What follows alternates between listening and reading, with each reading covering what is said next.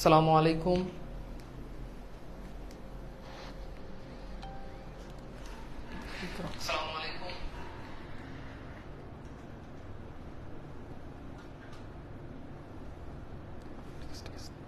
ঠিক আছে,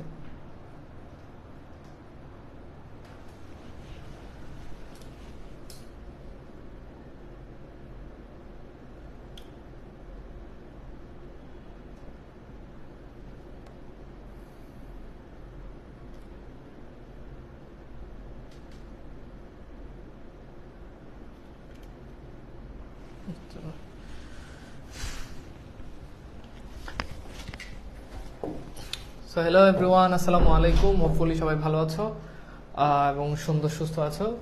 তো গত ক্লাসে আমরা এই স্লাইডটা পর্যন্ত পড়েছিলাম। আমাকে একটু তোমরা কনফার্ম করো যে আমার যতদূর মনে পড়ে যে আমরা গত ক্লাসে এই স্লাইডটা অবধি পড়েছিলাম, রাইট? তো আজকে আমরা পড়বো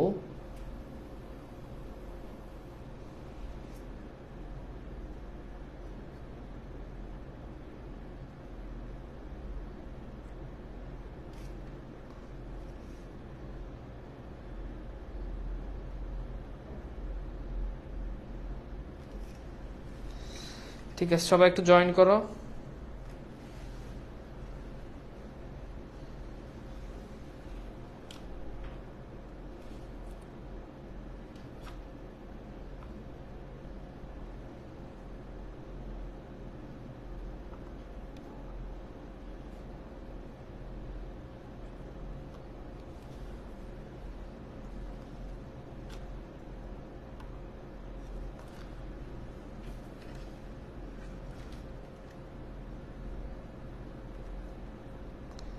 ওকে, সবাইকে একটু মেনশন দিয়ে দাও যাতে করে সবাই আমাদের ক্লাসে যুক্ত হতে পারে। হ্যাঁ,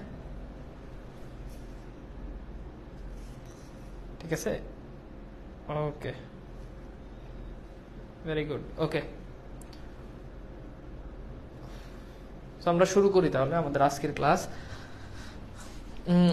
একই সময় দুইটা ক্লাস, ভাই ওইটা তো কোর্সের ক্লাস না, তাই না? মানে একই সময় দুইটা ক্লাস, এটা আমার বলে কি লাভ? মানে এটা একই সময় দুইটা ক্লাস, টাইম পরিবর্তন করা, টাইম দুনিয়ার সব মানে সকল দিন তোমাদের ক্লাস নেওয়া হচ্ছে একই টাইমে। এখন তোমার জন্য টাইম পরিবর্তন করবে? তাছাড়া আমাদের কোর্সের ভিতরে কি একটা একই দিনে আমরা একই টাইমে দুইটা ক্লাস? ওটা তো পেজ থেকে দেখলাম যে একটা ক্লাস হচ্ছে। এখন তোর যদি ওই ক্লাস করতে মন চায় তাহলে ওই ক্লাস কর, শুধু শুধু এখানে এসে ইয়ে করে কি লাভ? আমার কি টাইমের কোনো দাম নাই? আমি একটা ক্লাস মানে একটা ক্লাস নেওয়ার জন্য আমার টাইমের ব্যাপার আছে না? আর আমি কি ওই এই ক্লাসটাকে আমি অফ করে দিব? আরেক জায়গাতে আরেকটা ফ্রি ক্লাস হয়েছে, সেই জন্য আমি আমার ক্লাস অফ করে দিব? এই ক্লাসটা আমাকে পরে নিতে হবে না? মানে তোমরা মনে করো কি যে আমরা খুব আকাইম নেই? একটা ক্লাস বাই করার জন্য তো টাইম টাইম মানে আমার তো এনাফ একটা টাইম বের করা লাগে, তাই না? আমি তো একটা টাইম বের করে রাখছি। এখন আমি কি এই ক্লাস অফ করে দিব? অফ করে দিলে আবার দুনিয়ার কথা, ক্লাস অফ করে দিচ্ছি। আর তাছাড়া আমরা কি একই পেইড বেসের ভিতরে কি দুইটা ক্লাস দিচ্ছি? এখন যার যদি এই ক্লাসের থেকে ওই ক্লাসটা বেশি ইম্পর্টেন্ট, ওটা আমরা ফ্রিতে দিচ্ছি, শেষ। ফ্রিতে দিচ্ছি, ওটা যার দরকার সে ওটা করবে। যদি এই ক্লাসের থেকে যার ওই ক্লাস বেশি দরকার, ওটা তো ফ্রিতে দিচ্ছি।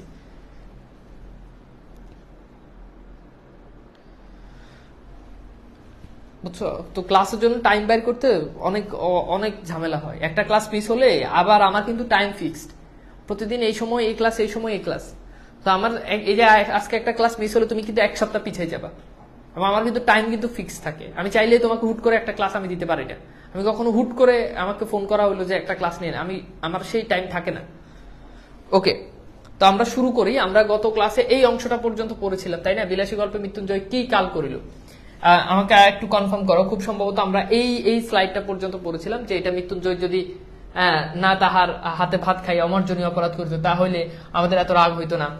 আর কায়েত হচ্ছে বংশ। তো এইটা পড়েছিলাম। তো আজকের ক্লাসে আমরা এই অংশটা থেকে আমরা আমাদের পার্ট শুরু করব। ওকে, আমরা আমাদের আজকের ক্লাসে এই অংশটা থেকে হচ্ছে আমরা পড়া স্টার্ট করি। হ্যাঁ, আচ্ছা, এবার চলো আমরা এই অংশটা থেকে আমরা পড়ি। তো এখানে বলছে এই তো ইহার কিছুদিন পরে, মানে এই ঘটনার বা এটার কিছুদিন, বেশ কিছুদিন পরে প্রাতঃস্মরণীয়। প্রাতঃস্মরণীয় শব্দের অর্থ কি? যে সকালে ঘুম থেকে উঠে স্মরণ করার যোগ্য, অর্থাৎ এমন মহান মানুষ যাকে সকালে ঘুম থেকে উঠেই স্মরণ করা যায়। তো সেই প্রাতঃস্মরণীয় স্বর্গীয় মুখোপাধ্যায় মহাশয়ের বিধবা পুত্রবধূ মনের বৈরাগ্যে 2 বছর কাশীবাস, মানে কাশীতে বাস করেছে। কাশীবাস বলতে বুঝায় পতিতালয়, কি বুঝায়? বেশ্যালয় বা পতিতালয়। তো এই স্বর্গীয় মুখোপাধ্যায়, এখানে তোমরা মনে রাখবে যে মুখোপাধ্যায় তার কথা এখানে উল্লেখ আছে। তো এটা পরীক্ষাতে আসে যে কোন গল্পে এটা উল্লেখ আছে। আমি এখান থেকেই তো শুরু করতেছি, তাই না? আমরা এখান থেকে মানে গত ক্লাসে যা পড়ানো হয়েছে তার ঠিক এই জায়গা থেকে আমি শুরু করলাম। তো কাশীবাস করিয়া যখন ফিরিয়ে আসলেন, অর্থাৎ পতিতালয় বাস করে যখন ফিরে আসলে, তখন নিন্দুকেরা কানাকানি করতে লাগলো যে অর্ধেক সম্পত্তি ওই বিধবার এবং পাছে মানে হচ্ছে পরে পাছে তাহার বেহাত মানে হাত ছাড়া হয়। এই ভয়ে ছোটবাবু অনেক চেষ্টা অনেক পরিশ্রমের পর বৌঠান বলতে বোঝানো হয় ভাবিকে, ভাইয়ের বউকে, বৌঠানকে যখন যেখান হইতে ফিরাইয়া আনিয়াছেন সেটা কাশী বটে। যাই হোক, ছোটবেলা তাহার স্বাভাবিক ঔদার্য মানে হচ্ছে মহানুভবতা, খুব মহান কাজ করে যারা, স্বাভাবিক ঔদার্যে গ্রামের বারোয়ারি পূজা মানে হচ্ছে সম্মিলিত, সবাই মিলে যে পূজা করে, বারোয়ারি পূজায় 200 টাকা দান করিয়া 5 খান গ্রামের ব্রাহ্মণকে সদীক্ষা উত্তম ফলাহার মানে হচ্ছে ভালো মন্দ খাওয়াইলো। ফলাহারের পর প্রত্যেক সৎ ব্রাহ্মণের হাতে মানে প্রত্যেক ব্রাহ্মণের হাতে যখন একটা করিয়া কাঁসার মানে হচ্ছে টিন, কাঁসার মানে কি টিন, টিনের গ্লাস বা কাঁসার গ্লাস দিয়া বিদায় করিলেন, তখন ধন্য ধন্য পড়িয়া গেল। অর্থাৎ এত কিছুর পরেও যখন কি করলো, যখন ব্রাহ্মণদেরকে খাওয়াই দিল এবং ব্রাহ্মণদের হাতে কি দিল, একটা টিন, কাচের টিন, হ্যাঁ, একটা কাচের টিন যখন দিয়ে দিল, অর্থাৎ এক গ্লাস যখন দিয়ে দিল, তখন সবাই তার সবকিছু মানে ধন্য ধন্য সবাই বলতে তাকে শুরু করলো। এমনকি পথে আসিয়া অনেকে দেশের এবং দশের কল্যাণের নিমিত্তে কামনা করিতে লাগলেন। এমন সব যারা বড় লোক তাদের বাড়িতে মাসে মাসে এমন সব সদ অনুষ্ঠানের আয়োজন করা হয় না কেন, মানে মাসে মাসে কেন তাদের বাড়িতে আয়োজন করে না? বিলাসী গল্পে অবলম্বনে পূজা বাবদ কত টাকা দান করে? উত্তর হচ্ছে 200 টাকা। ওকে, আচ্ছা, কিন্তু যাক, মহত্বের কাহিনী আমাদের অনেক আছে, অর্থাৎ এরকম বড় বড় মহত্ব এগুলো আমাদের অনেক আছে, যোগ যোগ সঞ্চিত হইয়া প্রায় প্রত্যেক পল্লীবাসীর দ্বারে স্তূপাকার হইয়া উঠিয়াছে। এরকম মহত্বের কাহিনী স্তূপাকার হয়ে উঠেছে। স্তূপাকার মানে হচ্ছে একেবারে স্তূপ হয়ে উঠেছে। এই দক্ষিণবঙ্গের অনেক পল্লীতে অনেক দিন ঘুরিয়া গৌরব করিবার মতো অনেক বড় বড় ব্যাপার প্রত্যক্ষ করিয়াছে। তাহলে লেখক বঙ্গকে এখানে কোন বঙ্গের কথা উল্লেখ করেছেন? যদি পরীক্ষাতে প্রশ্ন আসে, উত্তর কি হবে? দক্ষিণবঙ্গ। চরিত্রেই বলো, ধর্মেই বলো, সমাজেই বলো, আর বিদ্যাতেই বলো, শিক্ষা একেবারে পুরা হইয়া আছে। এখন শুধু ইংরেজকে কষিয়া গালিগালাজ করিতে পারিলে এই দেশটা উদ্ধার হইয়া যায়। অর্থাৎ আমাদের এখন সবই আছে। কষিয়া মানে হচ্ছে অনেক, নিজে একেবারে সাধ্য মতো।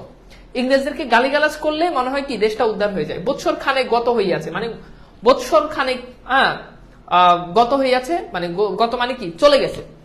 মশার কামড় আর সহ্য করিতে না পারিয়া সবে মাত্র সন্ন্যাসীগিরিয়াতে ইস্তফা দিয়া ঘরে ফিরিয়াছি, মানে সন্ন্যাসীগিরি শেষ করে সে ঘরে ফিরেছে। একদিন দুপুরবেলা ক্রোশ 2 দূরের মালোপাড়ার ভেতর দিয়ে চলিয়াছি, হঠাৎ দেখি একটা কুটির মানে হচ্ছে বাড়ি, কুটিরের দ্বারে বসিয়া মৃত্যুঞ্জয়, তার মাথায় গেরুয়া রঙের পাগড়ি, ওই যে সাপুরেরা যে পাগড়ি পরে, বড় বড় দাড়ি, চুল, গলায় রুদ্রাক্ষ ও পুঁতিমালা। কে বলিবে এ আমাদের সেই মৃত্যুঞ্জয়, কায়াস্থের ছেলে 1 বছরের মধ্যেই জাত দিয়ে একেবারে পুরোদস্তর সাপুরে হইয়া গেছে। অর্থাৎ কায়াস্থের কায়াত বংশের কায়াস্থের ছেলে, সে একেবারে 1 বছর ভিতরে তার একেবারে পুরো জবরদস্ত সাপুরে হয়ে গেছে। বুঝতে পারছো? এখানে এই যে সে তার মাথায় গেরুয়া রঙের পাগড়ি সবকিছু আছে, বুঝছো? সবকিছু আছে। তো এখানে এই যে বাহিরের কমেন্ট করলে আমি কিন্তু রিমুভ করে দিব, ঠিক আছে?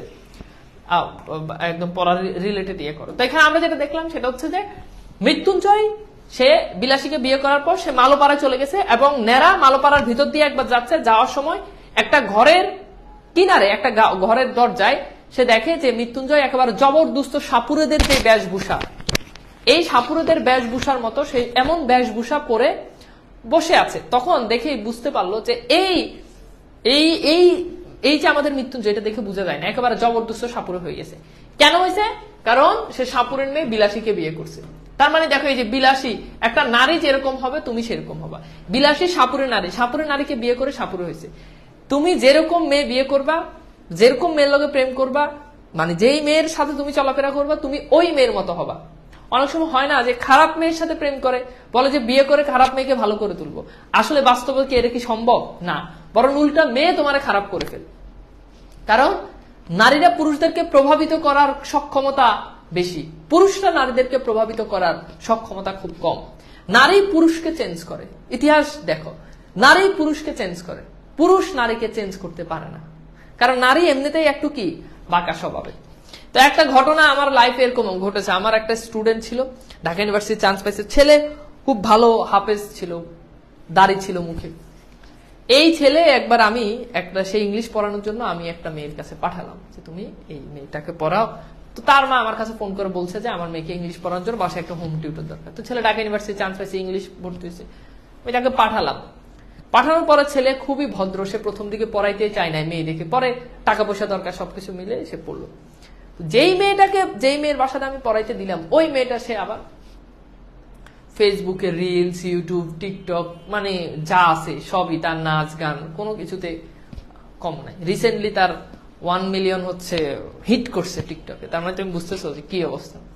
ও পড়াইতে গেছে, ভালো ছেলে পড়াচ্ছে, পড়াইতে পড়াইতে একবার আমাকে ফোন করে বলে যে ভাইয়া আমি তো তাকে ছাড়া বাঁচবো না। মেয়ে, আমি বললাম ছেলে তো, ও তো ভালো ছেলে, ও তুমি এসব বলিও না, ওকে ওর মতো থাকতে হবে। বলে সেও আমাকে ভালোবাসে। আমি বললাম যে কি বলো, ছেলে তোমাকে ভালোবাসে, এটা কোনো কথা? ছেলের সাথে এবার আমার সাথে কথা হইলো, ছেলে বলে ভাইয়া আমি তো এরকম এরকম। তা আমি বলছি এটা তো হয় না বাবা, তোমার সাথে কি তার সাথে যায়? তুমি একটা মৌলবী মানুষ, মুখে দাঁড়িয়ে আছে, হাফেজ মানুষ, রমজান মাসে তুমি কোরআন তেলাওয়াত করো, মসজিদে তারাবি পড়া, তুমি এই কাম করবা? তো ভাই আপনি আমার উপর ভরসা রাখেন, আমি তাকে বিয়ে করে আমি তাকে ধর্মের পথে নিয়ে আসবো। ঘটনা বুঝছো? এখন কেমনে ধর্মের পথে আসে, এরপর নাকি বিয়ে করে ফেলেছে, পালাই। এখন বিয়ে করার পর, আগে যখন ফেসবুকে ঢুকতাম তখন দেখি যে খালি মাইয়ে নাচতো, মাইয়ে। আর এখন ফেসবুকে ঢুকলে দেখি যে সাক্ষী সাক্ষী গান দিয়ে এখন পোলা মাইয়ে দুইটাই একসাথে নাচে। তো এটা হচ্ছে কি, মানে পরিবর্তন করার সক্ষমতা। তো এখানে এই জিনিসটা আমরা দেখলাম যে আসলে কি মেয়েরাই অধিকাংশ ক্ষেত্রে কি করে, পুরুষদেরকে পরিবর্তন করে। এখানে আরো অনেক ঘটনা এরকম আমাদের শরৎচন্দ্র চট্টোপাধ্যায় এগুলো বলেছে, আমরা সেটাও দেখবো। তো নেরা মৃত্যুঞ্জয়কে কুটিরের কোথায় বসে থাকতে দেখে? উত্তর কি বলতো? নেরা মৃত্যুঞ্জয়কে কুটিরের মানে ঘরের কোথায় থাকতে দেখে?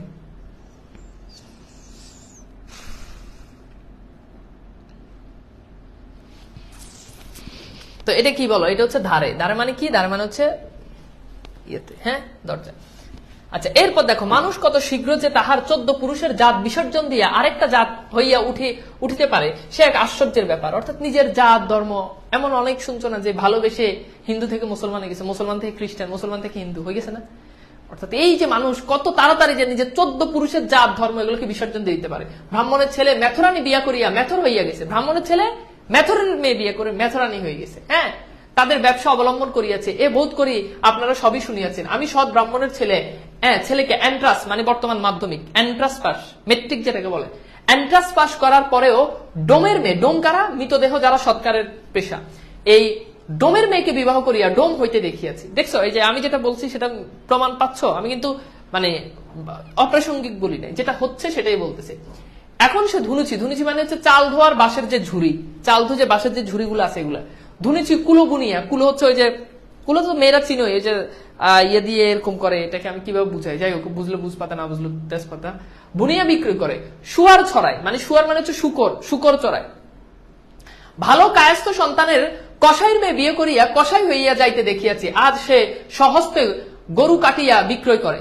ভালো একটা কায়স্থ বংশের ছেলে, সে এখন কসাইয়ের মেয়ে বিয়ে করে সে এখন গরু জবা করে। এই জন্য ভাবো খুব ইম্পর্টেন্ট, প্রেম করো, বিয়ে করো, যাই করো, ভালো বংশের মেয়ে বিয়ে করতে হবে। মেয়ে বিয়ে করার ক্ষেত্রে যাই করো, দেখতে হবে যে মেয়ের বাবা মা কেমন, হ্যাঁ, আত্মীয় স্বজন কেমন, এগুলো দেখে তারপর, নাইলে অবস্থা খারাপ, সারা জীবন দুঃখ। তাকে দেখিয়ে কাহার সাধ্য বলে কোন কালে সে কসাই ভিন্ন আর কিছুই ছিল। অর্থাৎ তাকে দেখে মনে হয় যে সে মনে হয় একেবারে জন্মগতভাবে কসাই, মানে এমন প্রফেশনাল কসাই হয়ে গেছে।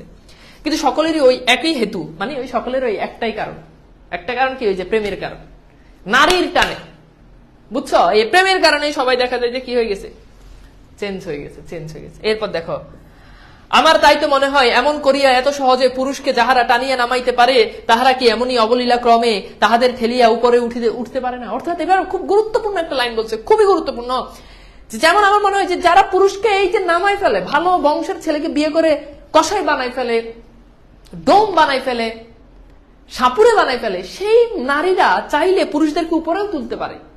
পৃথিবীতে যারা সফল হয়েছে তাদের অধিকাংশ সফলতার পিছনের গল্প, যারা তাদেরকে পিছন থেকে যারা সাপোর্ট করেছে তারা হচ্ছে তাদের স্ত্রী, নিজের ঘরের মানুষ। আর যারা ধ্বংস হয়েছে, ধ্বংসের পিছনে অন্যতম কারণ হচ্ছে নারী।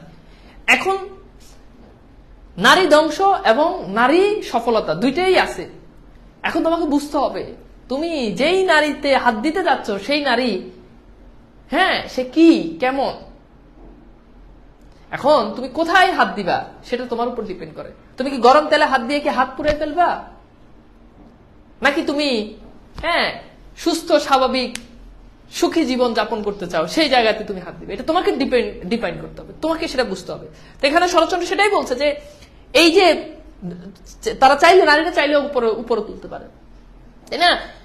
এরপর খেয়াল করে দেখো যে পল্লী গ্রামে পুরুষদের সুখ্যাতিতে আজ পঞ্চমুখ হইয়া উঠিয়াছে, গৌরবটা কি একা শুধু তাদেরই? এই যে পুরুষদের এত সফলতা, এই সফলতা শরৎচন্দ্র বলতেছে বা নেরা বলতেছে যে এটা কি শুধু এই সফলতার গল্প কি শুধু পুরুষদের? বুঝতে চাচ্ছে যে এই সফলতার পেছনেও আরেকজন নারী থাকে, বুঝছো? আরেকজন নারী থাকে। কথা কি বুঝতে পারছো? পড়াচ্ছি তোমাদেরকে, আসলে এসব বুঝছো, এগুলো আমি জানি না তোমরা কিভাবে নিতেছো, কারণ আমার জীবনে কোনো নারী নেই যে আমাকে সাপোর্ট করবে, বিয়ে শাদী করে নেই। আর তোমাদেরকে এগুলো বলে লাভ আছে? ওই যে এক আবিয়ের তো হুজুর, সে প্রতিদিন বিয়ের ওয়াজ করে, এখন যে বিয়েই করে না সে বিয়ের গল্প শুনে, সে স্ত্রীর কি করতে হবে, স্ত্রী কেমনে ভালোবাসতে হবে, এই গল্প শুনে লাভ আছে? আমার অবস্থা হয়েছে এরকম আর কি, বুঝছো? পড়ানোর ক্ষেত্রে এখন আছে, এই জন্য এমন একটা ভাবসাব ধরে যে আমি খুব অভিজ্ঞ, ভরপুর অভিজ্ঞতার জন্য হাত দেওয়া যাইতেছে না, এমন একটা অবস্থা। মনে হয় যে আমি 30-40 বছর ধরে সংসার করতেছি, আমার 10-12টা পোলামাই হয়ে গেছে, 3-4টা বিয়ে করছি, ভাবসাব এরকম আর কি। আসলে আমি কিন্তু খুব, বুঝছো, খুবই আনারি এইসব সেক্টরে। যাই হোক, সেটা বিষয় না। আচ্ছা, এরপর দেখো শুধু নিজেদের জোরে এত দ্রুত নিচের দিকে নামিয়ে যাইতেছে। এরপর দেখো অন্দর মানে ভেতরে, অন্দরের দিক হইতে কি একটু উৎসাহ, একটু সাহায্য আসে না? অর্থাৎ অন্দর বলতে বোঝানো হচ্ছে ঘরের গিন্নি, ঘরের বউয়ের থেকে। কিন্তু থাক, চোখের মাথায় হয়তো বা অনধিকার চর্চা করিয়া বসিব, কিন্তু আমার মুশকিল হইয়াছে এই যে আমি কোনো মতে ভুলিতে পারি না দেশের 90 জন নরনারী ওই পল্লী গ্রামের মানুষ, এবং সেজন্যই কিছু একটা আমাদের করা চাই। যাক, বলিতেছিলাম যে দেখিয়া বলিব যে সেই মৃত্যুঞ্জয়, কিন্তু আমাকে সে খাতির করিয়া বসাইল। মৃত্যুঞ্জয় নেরাকে খাতির করে বসাইল। বিলাসী পুকুরে জল আনিতে গিয়েছিল।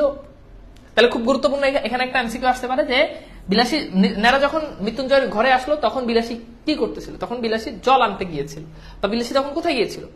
দেখিয়া সেও বারে খুশি হয়ে বারবার বলতে লাগলো, তুমি না আগলালে ওই রাত্রিতে আমাকে তারা মেরেই ফেলতো। কথা বুঝতে পারতেছ? তো সে না আগলালে সে বিলাসী তাকে কি করতো? মেরে ফেলতো। আসলে নেরা নিজে লিখতেছে, তো এই জন্য নেরা এখানে আবার এসে তাকে বড় করে ফেলছে যে সে বিলাসীকে মায়ের হাত থেকে রক্ষা করছে। কিন্তু প্রথম যখন পড়ছি তখন কিন্তু এরকম কিছু বলে নাই, তখন সে বলছে আমি গায়ে হাত তুলতে পারি নাই। ওকে, আচ্ছা, আমার জন্য কত মাইরি না জানি তুমি খেয়েছিলে। দেখছো, এই নিয়ে বিনে কথা বলে নেরা বুঝাইতেছে যে সে অনেক মহৎ কাজ করছে, কিন্তু আদতে সে কিন্তু এসব কিছুই করে না। কথায় কথায় শুনিলাম পরদিন তাহারা এখানে উঠিয়া আসিয়া ক্রমশ ঘর বাঁধিয়া বসবাস করিতেছিল। পরদিন এই মাইটের পরেই তারা এখানে চলে আসছে এবং ঘর বাঁধছে এবং সুখে আছে। সুখে যে আছে একথা আমাকে বলিয়া প্রয়োজন ছিল না, অর্থাৎ তারা যে সুখে আছে এটা আমাকে বলা লাগবে না, কারণ সুখে থাকলে মানুষ চেহারার দিকে তাকাইলেই বুঝতে পারে। শুধু তাদের মুখের পানে হচ্ছে মুখের দিকে চাহিয়াই আমি তা বুঝতে পারলাম, অর্থাৎ তারা যে সুখে আছে এটা মুখের দিকে চেয়ে তারা বুঝতে পারলো। তাই শুনিলাম আজ কোথায় নাকি তাদের সাপ ধরবার বায়না আছে, সাপ ধরা চুক্তি আছে তাদের, যেহেতু পেশা সাপ ধরা, এবং তাহারা প্রস্তুত হইয়াছে। আমিও অমনি সঙ্গে যাইবার জন্য লাফাইয়া উঠিলাম। সে নিজেও যাবে। ছেলেবেলা হয়তো দুটো জিনিসের উপর আমার প্রবল শখ ছিল, একটা ছিল গোখরা কেউ কেটে সাপ ধরিয়া পোষা, আর ছিল মন্ত্র সিদ্ধ হওয়া। অর্থাৎ একটা ছিল সাপ পোষা, আর একটা ছিল এই সাপের যে মন্ত্র, এই মন্ত্রগুলো সে শিখবে। সিদ্ধ হওয়া তার উপায় তখনও খুঁজিয়া বাহির করিতে পারি নাই, কিন্তু মৃত্যুঞ্জয়কে ওস্তাদ লাভ করিয়া মৃত্যুঞ্জয়কে ওস্তাদ লাভ করিবার আশায় আনন্দে উৎফুল্ল হইয়া উঠিয়াছি। সে তাহার নামজাদা হচ্ছে যার অনেক নামজাদা শ্বশুরের শিষ্য। তাহলে মৃত্যুঞ্জয় কার শিষ্য? তার শ্বশুর থেকে সেগুলো পেয়েছে। সুতরাং মস্ত লোক আমার ভাগ্য আকস্মাৎ এমন সুপ্রসন্ন হচ্ছে সৌভাগ্য, ভাগ্য খুলে যাওয়া, সুপ্রসন্ন হইয়া উঠিবে তাহা ভাবিতেই পারিত। তারপর দেখো, কিন্তু শক্ত কাজ এই ভয়ের কারণ বলিয়া প্রথমে তাহারা উভয় আপত্তি করতে লাগলো। অর্থাৎ মৃত্যুঞ্জয় আর বিলাসী তারা বললো না, এইটা যাওয়া যাবে না, খুব কঠিন কাজ, তুমি এই পেশাতে আসিও না। কিন্তু আমি এমনই নাছর বান্দা হইয়া উঠিলাম। নাছর বান্দা যে ছাড়ে না, যে মাস খানিকের মধ্যে আমাকে সাগরেদ করিতে মৃত্যুঞ্জয় পথ পাইল না। অর্থাৎ মাস খানিকের ভিতরে তাকে সাগরেদ শিষ্য ছাত্র সাপ ধরার মন্ত্র এবং হিসাব শিখাইয়া দিল। কবজিতে ঔষধ সমেত সহ, কবজিতে ঔষধ সহ তাবিজ, মাদুলি মানে কি তাবিজ, তাবিজ বাদিয়ে দিয়া দুস্তুর মতো যথারীতি সাপুরে বানাই দিল। দুস্তুর মতো মানে হচ্ছে যথারীতি, যথারীতি তাকে কি করলো, নেরাকেও সাপুরে বানাই দিল। মন্ত্রটা কি জানেন? তার শেষটা আমার মনে আছে, ওরে কেউ কেটে তুই মনসার বহন। মনস হচ্ছে সাপের দেবী, মনস হচ্ছে সাপের দেবী। তোমরা ওই যে লক্ষিন্দর বেহুলার ঘটনা শুনছো না, লক্ষিন্দর আর বেহুলা বিয়ে করছে, বিয়ে করে তাদেরকে এই যে সাঁওতালি পর্বতে তাদেরকে ইয়ে বানাই দিছে। আমাদের এগুলো অনার্সে ছিল মঙ্গল কাব্য। তো তাদেরকে ইয়ে বানাই দিছে যে তোমার ইয়ে করো, কি করো, ওই মনসা সাঁওতালি পর্বতে লক্ষিন্দর আর বেহুলাকে বাসর বানাই দিছে, বাসর ঘর উদযাপন করো। লক্ষিন্দর আর বেহুলা বাসর ঘরে ছিল, সকাল হয়ে গেল, এখন আসে না, সকাল হয়ে গেল, বাসর ঘর থেকে বের হয় না। এখন বাপ মা চিন্তা করতে, আচ্ছা বাসর ঘর থাকতে পারে, একটু বেশি সময় নিক না, সমস্যা কি। কিন্তু সকাল হয়ে গেল, আসতেছে না আসতেছে না আসতেছে না, 11টা 12টা আসতেছে না। তো এবার তো আর মন মানে না, এতক্ষণ তো সম্ভব না, মানে সম্ভব না বলতে এতক্ষণ তো এই 1টা পর্যন্ত বাসর ঘরে থাকা সম্ভব না, সেটা আর কি। এখন তখন গিয়ে দেখে যে ওই এখানে লক্ষিন্দরকে মেরে ফেলছে সাপে, দেবী মনসা সাপ পাঠায় তাকে মেরে ফেলছে। তো দেবী মনসা হচ্ছে সাপের দেবী, আরো অনেক খাবারের দেবী হচ্ছে অন্নদা দেবী, পশুর দেবী হচ্ছে চণ্ডী দেবী, বুঝছো, এরকম আলাদা আলাদা আছে। তো যাই হোক, এরপর মনসা দেবী আমার মহা উলট পালট পাতাল ফোর, তারপর হচ্ছে কি ঢোরার বিষ তুই নে, তোর বিষ ঢোরার দে ইত্যাদি, দুধরাজ মণিরাজ কার আজ্ঞ বিষ বিহারী, এগুলো হচ্ছে মন্ত্র আর কি। আচ্ছা, এরপর দেখো, খেয়াল করো, ইহার মানে যে কি তাহা আমি জানি না, কারণ যিনি এই মন্ত্র দ্রষ্টা ঋষি ছিলেন, মানে যিনি এই মন্ত্র বানাইছেন, নিশ্চয়ই কেউ না কেউ ছিল, তাই সাক্ষাৎ কখনো পাই না। অর্থাৎ এটার মানেটা কি, এটা যদি তার সাক্ষাৎ পাইতেন তাহলে জিজ্ঞেস করে নিতাম। অবশ্য একদিন এই মন্ত্র সত্যমিতা চরম মীমাংসা হইয়া গেল, অর্থাৎ এই মন্ত্রটা আসলে ঠিকঠাক ভাবে কাজ করে কিনা এটা একদিন মীমাংসা হইল। ততদিন সাপ ধরিবার জন্য চতুর্দিকে প্রসিদ্ধ হইয়া গেলাম। এবার নেরা নিজেও কি হয়ে গেল, চারদিকে তার নাম কাম ছড়াই গেল। সবাই বলাবলি করতে লাগলো, হ্যাঁ নেরা একজন গুণী লোক বটে, সন্ন্যাসী অবস্থায় কামাখ্যা গিয়া সিদ্ধি লাভ করিয়া আসিয়াছে। অর্থাৎ তখন নেরাকে সবাই সাপ ধরার যে জগৎ, তখন তাকে সবাই চিনে। এখন আমি তো পড়াই, আমাকে আমার এই পড়ানোর লাইনে সবাই চিনে না, তাই না? স্টুডেন্টরা চিনে না। আমি যদি কোনো স্কুল কলেজের সামনে দিয়ে হেঁটে যাই, তাহলে দেখবা যে অনেক পোলাপাইন আমার দিকে তাকায় থাকে, মানে একদম, মানে মোস্ট অফ দ্য টাইম একদম অলমোস্ট সব স্টুডেন্ট তাকায় থাকে। যেমন আমি কালকে কিশোরগঞ্জ গেছি, আমি গুরুদয়াল কলেজে জাস্ট ভিতরে ঢুকছি, মানে সব পোলাপাইন আমার দিকে তাকায়, মানে তারা আমাকে চেনে। কিন্তু আমি যখন কলেজের গেট থেকে বাইরে হই, যখন আমি দোকানে গেলাম, মার্কেটে ঢুকলাম, তখন আমার আর কেউ চেনে না, কারণ আমার সার্কেলটা হচ্ছে স্টুডেন্ট। এখন দেখো, মানে এখন যে জিনিসটা হচ্ছে, তখন এই মৃত্যুঞ্জয় তার চারদিকে কি হয়েছে, তার নাম ছড়াই গেছে। নাম ছড়াইছে বলতে সেই যে সেক্টর, সেই সেক্টরে যারা সাপ ধরাধরি তারা সেখানে গেছে, বুঝছো, তখন তাদেরকে সেখানে তার প্রসিদ্ধ হয়ে গেছে। প্রসিদ্ধটা কেবল তার সেক্টর হয়েছে। যেমন আমি আমার জায়গাতে ফেমাস, আমি কিন্তু সব জায়গাতে ফেমাস না। এমন হাজার মানুষ আছে, কোটি কোটি মানুষ আছে যারা আমার জীবনে দেখেই নাই। আবার এমন অনেকেই আছে যারা প্রতিদিন ফেসবুকে ঢুকলে আমাদের দেখে, প্রতিদিন কোনো না কোনো ভাবে ঢুকলে। আবার এমন অনেক মানুষ আছে যারা আমাকে চেনে না, কিন্তু ঠিকই দেখবা যে টিকটকের ভিডিও, এই ভিডিও, সেই ভিডিও তাদেরকে চিনে। আমার অনেক সেলিব্রিটি আছে। এখন তো বাংলাদেশে সেলিব্রিটির অভাব নাই, মানে ঢুকলে দেখি যে 1 লাখ 1 মিলিয়ন, ঢুকলে দেখি যে 5 লাখ ফলোয়ার, কেমনে কি মানে বুঝি না। অথচ কিন্তু কেউ কাউকে চিনে না, সবাই কিন্তু আলাদা আলাদা সেক্টরে সবাই চিনে, তাই না? এটা খুব স্বাভাবিক। তো সবাই আমার ভিডিও দেখে না। আবার যে আমার ভিডিও কখনো দেখে নাই, এই যে সে কিন্তু ঠিকই ওই টিকটকে কে আছে তারা চিনে। একজন টিকটকের ভিতরে এক ছেলের এতে ঢুকে দেখেছে 6-7 লাখ, সরি 6-7 মিলিয়ন ফলোয়ার। মানে তুমি চিন্তা করো, 6-7 মিলিয়ন ফলোয়ার, অথচ আমি তাকে চিনি না। এবং গত কয়েকদিন আগে যে মিল্টন সামাদ্দার, যে যাকে নিয়ে খুবই আছে, আমি কিন্তু তাকে চিনি না, আমি জীবনে তার নামও শুনি নাই। মানে তাকে নিয়ে কন্ট্রোভার্সি তৈরি হওয়ার আগে আমি তার নামও শুনি নাই, কিন্তু তার 14 মিলিয়ন ফলোয়ার। মানে চিন্তা করা যায়, 14 মিলিয়ন ফলোয়ার। মানে ফলোয়ারের হিসাব করলে বাংলাদেশে সে খুব সম্ভবত 3 নম্বরে আছে। তো যেখান থেকে গেলাম আর কি, এই ইয়ে থেকে গেলাম, অতটুকু বয়সের মধ্যে অত বড় ওস্তাদ হয়ে অহংকারে আমার আর মাটিতে পা পড়ে না, এমনই জো হইল। মানে এত বড় হয়ে গেলাম, এটা তার অহংকার। বিশ্বাস করিল না শুধু দুজন, মানে দুজন মানুষ এটা বিশ্বাস করলো না, মৃত্যুঞ্জয় আর হচ্ছে তার বউ। আমার গুরু যে, সে তো ভালো মন্দ কোনো কথাই বলিত না, কিন্তু বিলাসী মাঝে মধ্যে মুখ টিপিয়া হাসিয়া বলিত, ঠাকুর এসব ভয়ঙ্কর জানোয়ার, একটু সাবধানে নাড়াচাড়া করো। বস্তুত 20 ধাপ ভাঙা সাপের মুখ হইতে বিষ বাহির করা প্রভৃতি কাজগুলো এমনই অবহেলার সহিত করিতে শুরু করিয়াছিলাম। মানে খুব খামখেয়ালি ভাবে কাজ করতে শুরু করতেছে, যে সব মনে পড়িল আমার আজও গা কাঁপে। অর্থাৎ এত ভয়ঙ্কর কাজ সে একেবারে গা ছাড়া ভাবে করতো, এটা মনে হলো তার এখনো খুব ভয় হয়। আসল কথা হইতেছে এই যে সাপ ধরাও কঠিন নয়, এবং সাপ 2, 4, 3 হাড়িতে পুরিয়া রাখার পরে তাহার বিষ দাঁত ভাঙাই হোক আর নাই হোক তাতে কিছুতে কামড়াতেই চায় না। অর্থাৎ সাপকে যদি হাড়িতে ঢুকাই রাখা হয় 2-3 দিন 2-4 দিন, তাহলে সেটা কোনো কিছুকেই কামড়াতে চায় না। মানে সাপ যে ধরে ফেলে, কামড়ায় না, কারণ ওগুলো একটা হাড়িতে ঢুকাই রাখে। এখন হাড়িতে ঢুকাই রাখলে ওগুলো আর কামড়ায় না, ঠিক আছে। এরপর দেখো চক্র, চক্র মানে হচ্ছে ফনা, এই যে এইটা, হ্যাঁ এরকম করে না, এটা ফনা, ফনা তুলিয়া কামড়াইবার ভান করে, ভয় দেখায় কিন্তু কামড়ায় না, তখন সাপ এরকম হয়ে যায়। বুঝতেছো তোমরা কি? বুঝতেছো নাকি রাগ করছো ভাইয়া? বলো তো ভাই, বলো তো। আপনি তো এক প্রকার সেলিব্রিটি, ওই যে বললাম না সবাই সেলিব্রিটি, কিন্তু সবাইকে সব মানুষ চিনে না। আমাকে সব মানুষ চিনে না, আমাকে শুধু ওই যে স্টুডেন্ট বা যারা পড়াশোনা করে চাকরির জন্য, ইয়ের জন্য।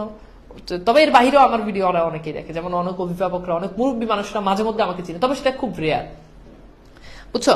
ওকে, বুঝতেছো তোমরা কি? বুঝতেছো? না বুঝলে বলি।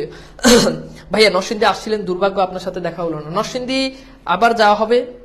নরসিংদী আমি হয়তোবা একটা কলেজে বিয়ে হওয়ার পসিবিলিটি আছে, সেটা হলে মাঝে মধ্যে আমি কলেজে হয়তো ক্লাস নেওয়ার জন্য যাব, যাওয়া হবে নরসিংদীতে আরো।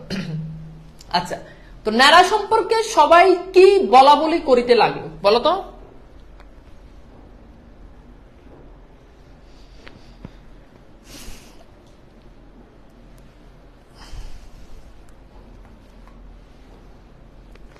ওকে, এবার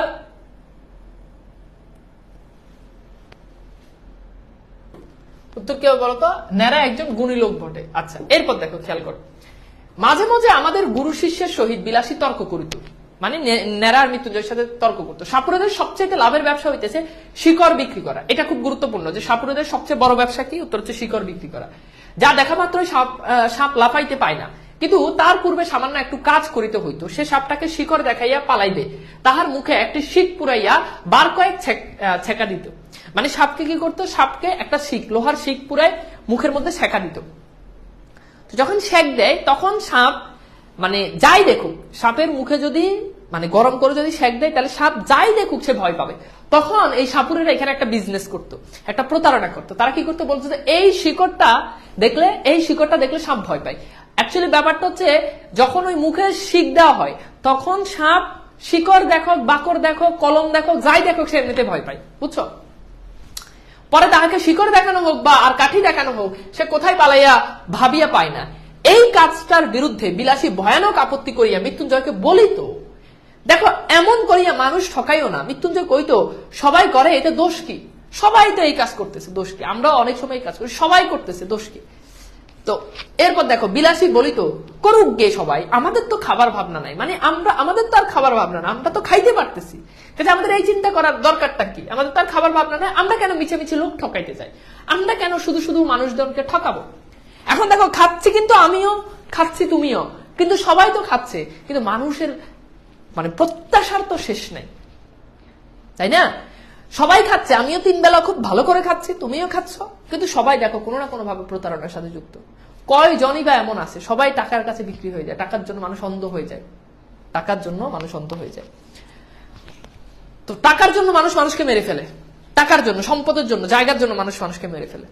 এটা তোমরা যখন প্রফেশনাল লাইফে যখন যাবা, তখন আরো দেখবা জায়গা জমির হ্যাসেল, কিনতে গেলে এগুলো খুব মানে খুব ঝামেলার একটা বিষয়। মানুষ টাকার জন্য মানুষ অন্ধ হয়ে যায়। মৃত্যুঞ্জয় বলিল, এরা যে বলে একাই এসে ঢুকেছে, এখানে মনে হয় যে একটু লাইন মিস গেছে, তাই না? এখানে খুব সম্ভবত কিছু লাইন মিস গেছে, তাই না? আমাকে একটু বলো তো,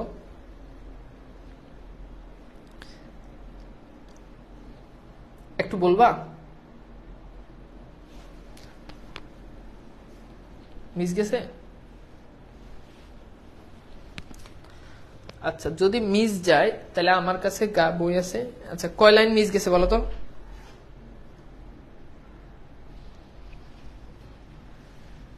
এই তন্ময়, কয় লাইন মিস গেছে একটু বলো। সমস্যা না, আমি বই থেকে তোমাদের পড়াই দিচ্ছি।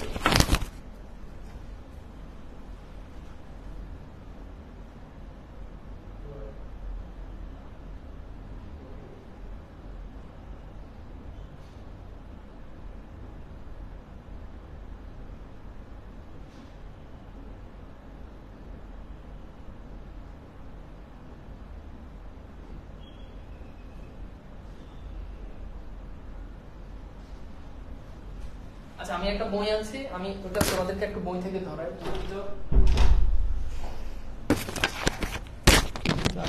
তোমাদেরকে বই থেকে ধরাই। হ্যাঁ, মৃত্যুঞ্জয় বলিল এটা, হ্যাঁ আমাদের তার খাবার ভাবনা নাই এখান পর্যন্ত। তো আমার কাছে একটা বই আছে, আমি সেখান থেকে ধরি, এবং তোমাদের কাছে নিশ্চয়ই বই আছে, একটু বই থেকে হচ্ছে ধরো। হ্যাঁ, 138 পৃষ্ঠা।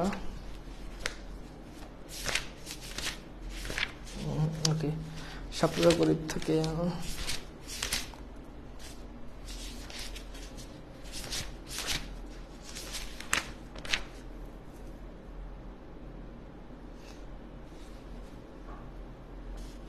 আচ্ছা ঠিক আছে, ওকে আমি ধরতেছি। হ্যাঁ আচ্ছা ঠিক আছে, করুক গে, আমাদের তো আর খাবার ভাবনা নাই, আমরা কেন মিছে মিছে লোক ঠকাইতে যাই। ওকে, আর একটা জিনিস আমি বারবার লক্ষ্য করিয়াছি, সাপ ধরার বায়না আসিলে বিলাসী নানা প্রকারে বাধা দেবার চেষ্টা করিত।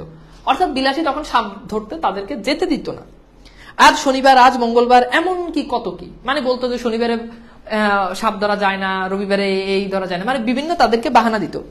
মৃত্যুঞ্জয় উপস্থিত না থাকিলে সে তো একেবারেই ভাগাইয়া দিত, মানে সে একেবারেই যখন কেউ সাপ ধরার প্রপোজাল নিয়ে আসে তখন মৃত্যুঞ্জয় না থাকলে সে বলতো আমরা এইসব করি না, এরকম।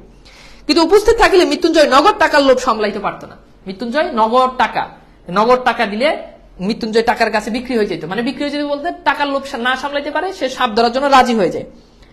আর আমরা তো একরকম, আমার তো একরকম নেশার মতো হইয়া দাঁড়াইছিল, নানা প্রকার তাহাকে উত্তেজিত করিয়া চেষ্টার ত্রুটি করিতাম না। বস্তুত ইহার মধ্যে মজা ছাড়া ভয় যে কোথায় ছিল এ মনে স্থান পাইত না। অর্থাৎ খালি মজাই পাইতাম সাপ ধরতে, কিন্তু এটা যে ভয়, এখানে যে ভয় আছে সেটা কখনোই তার মাথায় আসতো না।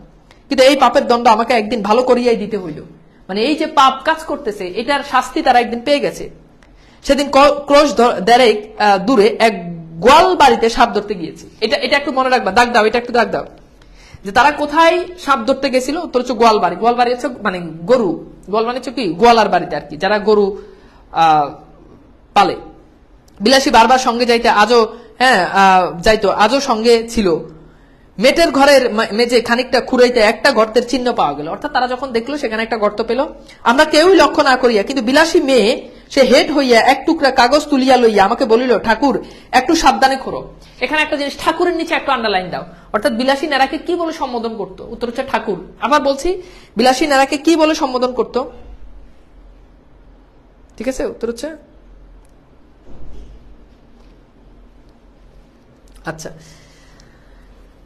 আমরা কেউই লক্ষ্য করি নাই। সে হেট করে, ঠাকুর সাবধানে খোরো, সাপ একটা নয়, এক জোড়া তো আছেই বটে, হয়তো তারও বেশি থাকতে পারে। বিলাসী ওই কাগজ দেখে বলে দিল যে যেহেতু যে সাপুরে মেয়ে, তার অভিজ্ঞতা আরো অনেক বেশি, এজন্য সে বলছে একটা নয় আরো অনেক বেশি থাকতে পারে।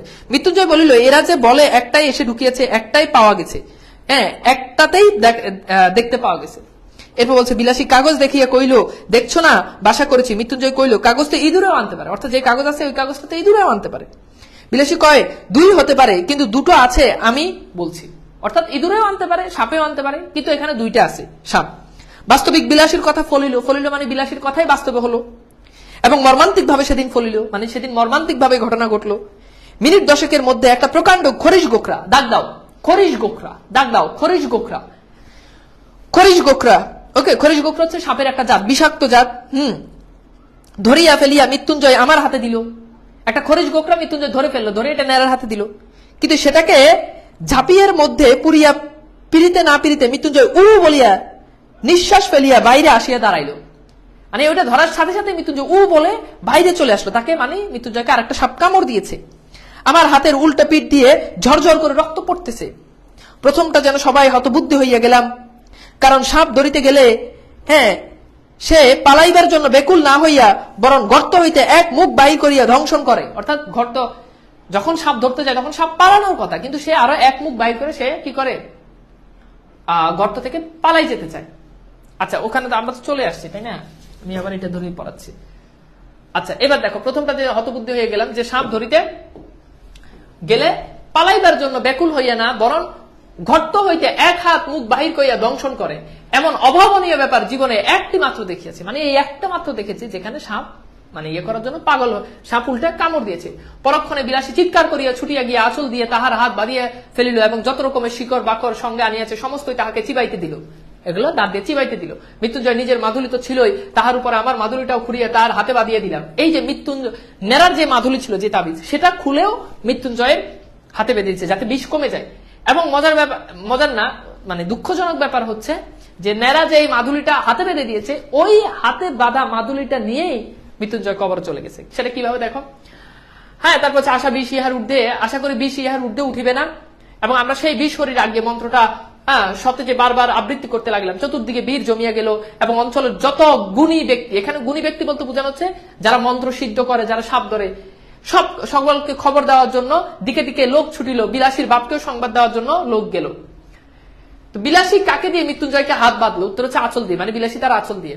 আমার মন্ত্র পড়ার বিরাম নাই, মানে ক্রমাগত মন্ত্র পড়তে আছে, কিন্তু ঠিক সুবিধা হইতেছে বলে মনে হইল না। তথাপি আবৃত্তি সমভাবে চলিতে লাগলো, সমান তারা আবৃত্তি করতে লাগলো। কিন্তু মিনিট 15-20 পরেই তখন মৃত্যুঞ্জয় একবার বমি করিয়া দিল। তাহলে কয় মিনিট পরে? সাপে কামড়ানোর মিনিট 15-20 মিনিট পরেই মৃত্যুঞ্জয় বমি করে দিল। তখন বিলাসী মাটির উপরে একেবারে আচার খাইয়া পড়িল।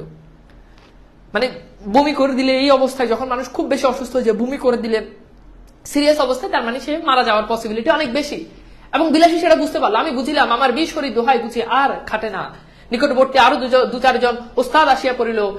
আমরা কখনো একসঙ্গে কখনো বা আলাদা আলাদা ভাবে 33 কোটি দেবদেবীর দোহাই করিতে লাগলাম, কিন্তু বিষ দোহাই মানিল না। রোগীর অবস্থা ক্রমে মন্দ হইতে লাগিল। যখন দেখা গেল ভালো কোথায় হইবে না, তখন 3-4 জন রোজা মিলিয়া বিষকে এমনই অকথ্য অশ্রাব্য গালিগালাজ করতে লাগিল যে বিষের কান থাকিলে সে মৃত্যুঞ্জয় তুমি দূরের, মানে মৃত্যুঞ্জয় সেদিন দেশ ছাড়িয়ে পালাইতো। মানে তখন বিষকে তারা শ্রাব্য অসভ্য ভাষায় গালিগালাজ করতে লাগলো যে বিষের যদি কান থাকতো তাহলে বিষ লজ্জায় চলে যেত। কিন্তু কিছুতেই কিছু হইল না। আরো আধা ঘন্টা দস্তাদস্তির পরে রোগী তাহার বাপ মায়ের নাম মৃত্যুঞ্জয় নাম, তাহার শ্বশুরের দেওয়া মন্ত্র ঔষধি সমস্ত মিথ্যা প্রতিপন্ন করিয়া ইহলোকের লীলা সাঙ্গ করিল। মানে ইহলোকের এই দুনিয়ার মায়া ছেড়ে চলে গেল, মানে সে মারা গেল। তো এখানে একটা লাইন বলছে যে বাপ মায়ের দেওয়া নামকে মিথ্যা প্রমাণ করে, মানে মৃত্যুঞ্জয়। মৃত্যুঞ্জয় মানে হচ্ছে যে মৃত্যুকে জয় করেছে, মানে যার কখনো মৃত্যু হবে না। এটাকে সে মিথ্যা প্রমাণ করলো, কারণ সে নিজেই কি হয়েছে, মারা গেছে। তো এই নামটাকে মিথ্যা প্রমাণ করে বিলাসী তার স্বামীর মাথার কোলে করিয়া বসিয়া ছিল। সে যেন একেবারে পাথর হইয়া গেল, মানে শোকে একেবারে কি হয়েছে, পাথর হয়ে মনে হচ্ছে মারা গেছে। বুঝছো? এরপর দেখো, এরপর বলছে, এটা এগুলো এমসিকিউ, এগুলো পারবা, যে বলছে যাক তাহার দুঃখের কাহিনীটা আর বাড়াইব না, কেবল এইটুকু বলিয়াই শেষ করিব যে সে 7 দিনের বেশি বাঁচিয়ে থাকা সইতে পারিল না। মানে 7 দিনের বেশি আর বেঁচে থাকতে বিলাসী এই শোক নিয়ে সে 7 দিনের বেশি বেঁচে থাকতে পারলো না। আমাকে শুধু একদিন বলিয়াছিল, ঠাকুর আমার মাথার দিব্যি রইলে এসব তুমি কখনো করো না, এটা এই কাজ তুমি করো না। আমার মাধুলি কবচ তো মৃত্যুঞ্জয়ের সঙ্গে কবরে গিয়েছিল। এই যে দেখো, মৃত্যুঞ্জয়ের সঙ্গে তার মাধুলিগুলো চলে গিয়েছিল, ছিল শুধু 20 কোটির আজ্ঞা। কিন্তু সে আজ্ঞা যে ম্যাজিস্ট্রেটের আজ্ঞা নয়, অর্থাৎ ম্যাজিস্ট্রেট যেটা বলে সেটাই হয়, ম্যাজিস্ট্রেট যে আদেশ করে সে আদেশ। কিন্তু এই সাপের যেই মন্ত্র, এগুলো সবসময় কাজ করে না, সেটা এখানে বুঝিয়েছে। এবং সাপের বিষ যে বাঙালির বিষ নয়, তাহা আমিও বুঝিয়েছিলাম। একদিন গিয়া শুনিলাম ঘরে তো বিষের অভাব ছিল না, বিলাসী আত্মহত্যা করিয়া মরিয়া গিয়াছে। বিষে মানে ঘরে, বিলাসীর ঘরে বিষের অভাব ছিল না, মানে কি সাপুরেদের ঘরে সাপের বিভিন্ন ধরনের বিষ থাকে।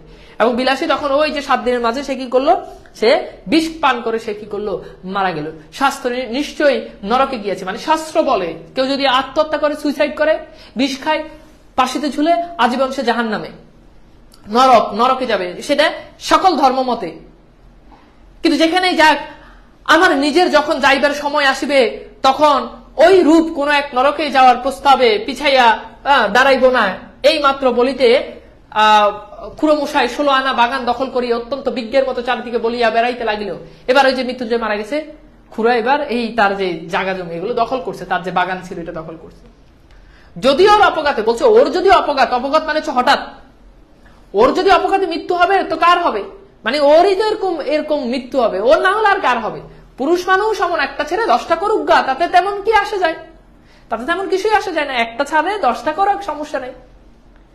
না হয় একটু নিন্দাই হতো, অর্থাৎ 2-4টা বিয়ে করলে, যেমন আমাদের শাকিব খান ভরপুর বিয়ে করে, এখন আবার নাকি ডাক্তার বিয়ে করতেছে। তো তাতে কি হয়েছে, তার কি ক্ষতি হইতেছে? ক্ষতি হইতেছে না। একটারে ছাইরা একটারে বিয়ে করে, মানে মার্কেটে যেই আসছে তারে, মানে সেই তার বউ হয়ে যাচ্ছে, তাই না? এখন আবার ডাক্তার বিয়ে, তো তাতে কি হয়েছে? মানুষ নাইলে একটু বলে আর কি যে শাকিব খান বিয়ে করতেছে, সে কয়দিন পর পরে বিয়ে করে। হ্যাঁ, শাকিব খানের উচিত প্রত্যেকটা পেশা থেকে বিয়ে করা, ডাক্তার বিয়ে করা, ইঞ্জিনিয়ার বিয়ে করা, প্রত্যেক দেশ থেকে একটা একটা বিয়ে করা, প্রত্যেক জেলা থেকে একটা একটা বিয়ে করা, প্রত্যেক ভার্সিটি থেকে একটা একটা বিয়ে করা, প্রত্যেক ভার্সিটি ডিপার্টমেন্ট থেকে একটা একটা বিয়ে করা। হয়তো মানুষ তাকে নিয়ে ট্রল করে, তাতে কি এমন হয়েছে? তো তার খুড়া এটাই বলতে যে হয়তো সে বিয়ে অনেকগুলো করলে, নাইলে হয়তো তার একটু নিন্দাই হতো, আর কি বা হতো। কিন্তু হাতে ভাত খেয়ে মরতে গেলে কেন? নিজে মরলো, আমার পর্যন্ত মাথা হেড করিয়ে গেল, মানে আমারও মাথা কি হলো, ছোট করে গেল। না পেলে এক ফোঁটা আগুন, না পেলে একটা পিন্ডি। পিন্ডি মানে কি? পিন্ডি মানে হচ্ছে তোমার এই যে শ্রাদ্ধ অনুষ্ঠান, মৃতের উদ্দেশ্যে কৃত শাস্ত্রবিধি কর্ম, এবং মৃতের উদ্দেশ্যে যে দেওয়া চালের যে গোলাকার ঢেলা আছে ওইটা, কিছুই পেল না। না হলে এক বুঝছে উৎসুগ্য, মানে মৃত ব্যক্তির ব্রাহ্মণদের খাওয়ানো। মানুষ মারা গেলে হুজুরদেরকে খাওয়ায় না, মুসলমানরা মারা গেলে 4 দিনে খাওয়ানো বলে, মানে তার তো কোনো কিছুই হলো না। গ্রামের লোক এক বাক্যে বলিতে লাগলো, তাহাতে আর সন্দেহ কি? এই জন্যই হয়েছে। অন্য পাপ, বাপরে, এর কি আর প্রাশ্চিত্য আছে? অর্থাৎ এইটা তো আর ক্ষমা নাই। বিলাসীর আত্মহত্যার ব্যাপারটা অনেকের কাছে পরিহাসের বিষয় হইলেও আমি প্রায় ভাবি এই অপরাধ হয়তো ইহারা উভয় করিয়াছে, কিন্তু মৃত্যুঞ্জয় তো পল্লী গ্রামেরই ছেলে, পাড়া গায়ে তেল জলেই তো মানুষ, অর্থাৎ এই গ্রামের, এই গ্রামেই তো সে মানুষ। তবু এত বড় দুঃসাহসের কাজে প্রবৃত্ত করিয়াছে তাহাকে, যে বস্তুটা সেটা কেউই চোখ মেলিয়া দেখিতে পারিল না। আমার মনে হয় যে দেশের নরনারীর মধ্যে পরস্পরের হৃদয় জয় করিয়া বিবাহ করিবার রীতি নাই। মানে আমাদের দেশে পরস্পর তুমি কাউকে ভালোবেসে তার মন জয় করে বিয়ে করবে, এই রীতি নাই, বরঞ্চ তাহা নিন্দার সামগ্রী। তুমি আজকে বলো তোমার বাপ মাকে গিয়ে বা আশেপাশের মানুষকে গিয়ে, যায় আমি তাকে ভালোবাসি, আমি তার মন জয় করেছি, তাকে ছাড়া আমি কাউকে বিয়ে করতে পারবো না, আমার মনে শুধু সেই, তোমার জুতা দিয়ে পিটেবো। কবে তুই ভালোবাসা কি চিনিস? না, ভালোবাসা আমার তুই বড় না আমি বড়, তুই আমার জন্ম দিয়েছিস না আমি তোর জন্ম দিয়েছি, তুই আমার ভালোবাসা শিখাস। তো সেটাই আমাদের দেশে এই রীতিটা নাই, বরং এটা করলে তোমাকে আরো নিন্দা করবে। আইসি ভালোবাসা, এই ভালোবাসা বুঝে, বুঝছো? তখন তোমার কি বলবে, যে টাকা না থাকলে যা ভালোবাসা জানালা দিয়ে পালাইবে, রাখ তোর ভালোবাসা, বলবে না? বলবে। যারা প্রেম করো ফ্যামিলিতে এইসব কথা শুনছো, মিলাই নিও। যে দেশে নরনারী আশা করিবার, সৌভাগ্য আকাঙ্ক্ষা করিবার ভয়ঙ্কর আনন্দ হইতে চিরদিনের জন্য বঞ্চিত, যাহাদের জয়ের গর্ব পরাজয়ের ব্যথা কোনটাই জীবনের একটিবার বহন করিতে হয় না, যাহাদের ভুল করিবার দুঃখ আর ভুল না করিবার আত্মপ্রসাদ কিছুই বলাই নাই, যাহাদের প্রাচীন ও বহুদর্শী বিজ্ঞ সমাজ সর্বপ্রকার হাঙ্গামা হইতে অত্যন্ত সাবধানে দেশের লোকের তফাৎ করিয়া আজীবন কেবল ভালোটি হইয়া থাকিয়া ব্যবস্থা করিয়া দিয়াছে, তাই বিবাহ ব্যাপারটা তাদের শুধু নিছক চুক্তি, মানে কন্ট্রাক্ট বা চুক্তি। তা সে যত বড়ই বৈদিক মন্ত্র দিয়া, মানে ডকুমেন্ট, মানে দলিল পাকা করা হোক, সে দেশের লোকের মধ্যেই সাধ্য নাই মৃত্যুঞ্জয়ের অন্য পাপের কারণ বোঝা। হ্যাঁ, বিলাসীকে যাহারা পরিহাস করিয়াছিল তাহারা সকলেই সাধু গৃহস্থ এবং সাধ্বী গৃহিণী। এরপর দেখো অক্ষয় সতীলোক তাহারা সবাই পাইবেন। হ্যাঁ, তাও আমি জানি, কিন্তু সেই সাপুরের মেয়ে যখন একটি পীড়িত সজ্জাগত লোককে তিল তিল করিয়া জয় করিয়াছিল, তাহার তখনকার সে গৌরবের কণা মাত্র আজই ইহাদের কেউ চোখে দেখেন নাই, সেই জিনিসটা কেউ দেখে নাই, তাকে এত কষ্ট করে তাকে সেবা করে মানুষ করছে, সুস্থ করে তুলছে। মৃত্যুঞ্জয় নয়তো নিতান্তই একটা তুচ্ছ মানুষ ছিল, কিন্তু তাহার হৃদয় জয় করিবার, দখল করার আনন্দটা তুচ্ছ নয়। সে হয়তো তুচ্ছ মানুষ ছিল, গ্রামের মানুষজন হয়তো তাকে মূল্যায়ন করতো না, কিন্তু তার হৃদয়কে জয় করা এটা কিন্তু একেবারেই তুচ্ছ নয়। সে সম্পদ অকিঞ্চিত নয়। যে বস্তুটা, এই বস্তুটা বলতে বুঝাচ্ছে ভালোবাসা, এই বস্তুটা দেশের লোকের পক্ষে বুঝিয়া ওঠা কঠিন। এই যে ভালোবাসা, এটা আমাদের দেশের মানুষজন এটা বুঝবে না। এজন্য আমাদের দেশের মানুষজন বুঝে কি? আমাদের দেশের মানুষজন বুঝবে হচ্ছে টাকা আছে, সরকারি চাকরি করো, বিয়ে করো। টাকা নাই, সরকারি চাকরি নাই, বিয়ে করতে যাবা, এগুলো চলবে না। তখন ভালোবাসা কি জিনিস, এগুলো আমাদের সমাজে, আমাদের দেশে এগুলো বুঝবে না। এই জন্য বলছে এই ভালোবাসা বস্তুটা আমাদের দেশের লোকের পক্ষে বুঝা কঠিন। আমাদের দেশ বুঝার এখন কোন জিনিস বুঝে, আমি হলে এখানে এড করে দিই, যা আমাদের দেশের মানুষের পক্ষে বোঝা, তারা বুঝে শুধু সরকারি চাকরি। বুঝছো? আমি বুধেব বাবু তিনি একজন মানে কুসংস্কার, বিভিন্ন কুসংস্কার বিরুদ্ধে তিনি কাজ করেছেন, এখানে তার নাম। তার পারিবারিক প্রবন্ধের দোষ দিব না এবং শাস্ত্রীয় তথা সামাজিক বিধি ব্যবস্থার নিন্দা করিব না, করিলেও মুখের উপর করা জবাব দিয়া যাহারা বলিবেন যে হিন্দু সমাজ তাহাদের নির্ভুল বিধি ব্যবস্থার জোরেই অত শতাব্দীর অতগুলো বিপ্লবের মধ্যে বাঁচিয়ে আছে, মানে হিন্দু সমাজের যে রীতিনীতি, এগুলো তিনি বলছে এগুলো আমি নিন্দা করবো না, নিন্দা করলে আরো কথাবার্তা হবে। আমি তাহাদের অতিশয় ভক্তি করি, প্রত্যুত্তরে আমি তখনই বলিব না, আমি কখনোই বলিব না টিকিয়ে থাকাই চরম সার্থকতা নয়, খালি বেঁচে থাকা, টিকে থাকা এটাই সার্থকতা নয়। এবং অতিকায় হস্তি, অতিকায় মানে হচ্ছে অনেক বড়, হস্তি মানে হচ্ছে হাতি, মানে বড় হাতি। অতিকায় হস্তি লোপ পাইয়াছে, কিন্তু তেলাপোকা টিকি আছে। শুধু টিকে থাকার মধ্যে সার্থকতা না, বলছে যে হাতি লোপ পাইছে। তুমি সারা গ্রামে মহল্লাতে হেঁটে দেখো, তুমি কয়টা হাতি পাবা? একটা হাতিও পাবা না। কিন্তু তুমি তেলাপোকা দেখো, সারা প্রত্যেকটা ঘরে ঘরে তেলাপোকা আছে, যত বড় প্রাসাদই হোক ভিতরে তেলাপোকা থাকে। তো সেটাই বলছে যে টিকে থাকাই সার্থকতা না। এখন তেলাপোকা টিকে আছে তাই বলে কি তেলাপোকা সার্থক না? এই জন্য বলছে অতিকায় হস্তি, মানে হাতি লোপ পেয়েছে কিন্তু তেলাপোকা টিকে আছে। আমি শুধু এই বলে, এটা খুব বিখ্যাত একটা উক্তি বাংলা সাহিত্যে, যে অতিকায় হস্তি লোপ পাইয়াছে কিন্তু তেলাপোকা টিকে আছে। আমি শুধু এই বলিব যে বড়লোক নন্দ গোপালটির মতো দিবারাত্রি চোখে চোখে এবং কোলে কোলে রাখিলে যে সে বেশটি থাকিবে তাহাতে কোনো সন্দেহ নাই, কিন্তু একেবারে তেলাপোকাটির মতো বাঁচিয়ে রাখার চেয়ে একাধবার কোল হইতে নামিয়া আরো 5 জন মানুষের মতো 2-1 পা হাঁটিয়ে দিলেও পাশ্চিত্য করার মতো পাপ হয় না। হোপফুলি তোমরা বুঝতে পারছো আসলে কি বুঝাইতে চাইছে আমাদের এই ইয়েটাতে। তা আমরা একটা সৃজনশীল দেখি, তোমরা কি বুঝতে পারছো বলো তো?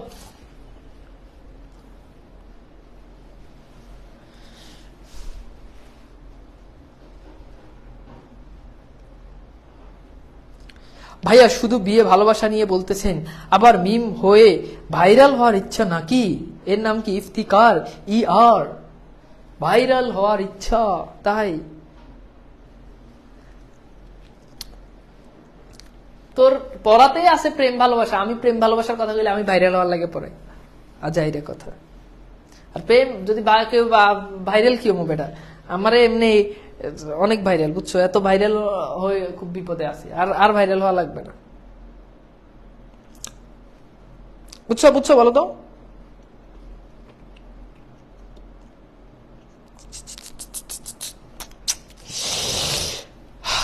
ওকে,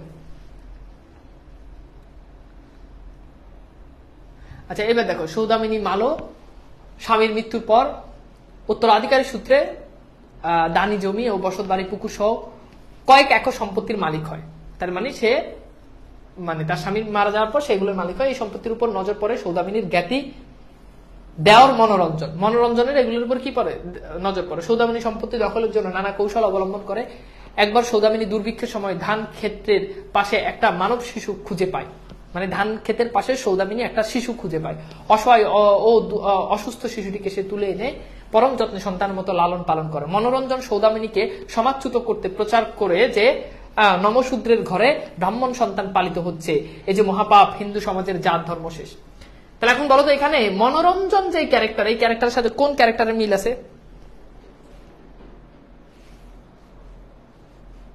বলো তো? কোন ক্যারেক্টার মিল আছে? আমরা কিন্তু আরেকটা কবিতা পড়বো, সেটা হচ্ছে সোনারতরী কবিতা, ছোট একটা কবিতা, আমরা সেটা পড়বো।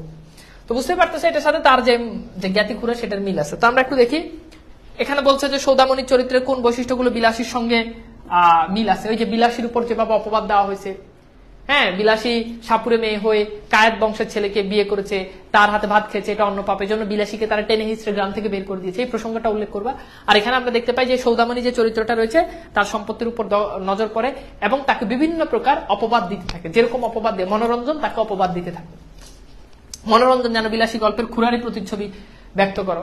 তো খুব সিম্পল, যে মনোরঞ্জন এখানে কি কাজ করছে, যে তার নামে অপবাদ দিছে, আর ওখানে খুরা মৃত্যুঞ্জয়ের নামে অপবাদ দিছে যে মৃত্যুঞ্জয় গাঁজা খায়, গুলি খায়, হ্যাঁ, ইত্যাদি ইত্যাদি। আচ্ছা ফাইন। তো এইবার আমরা একটু যদি দেখি,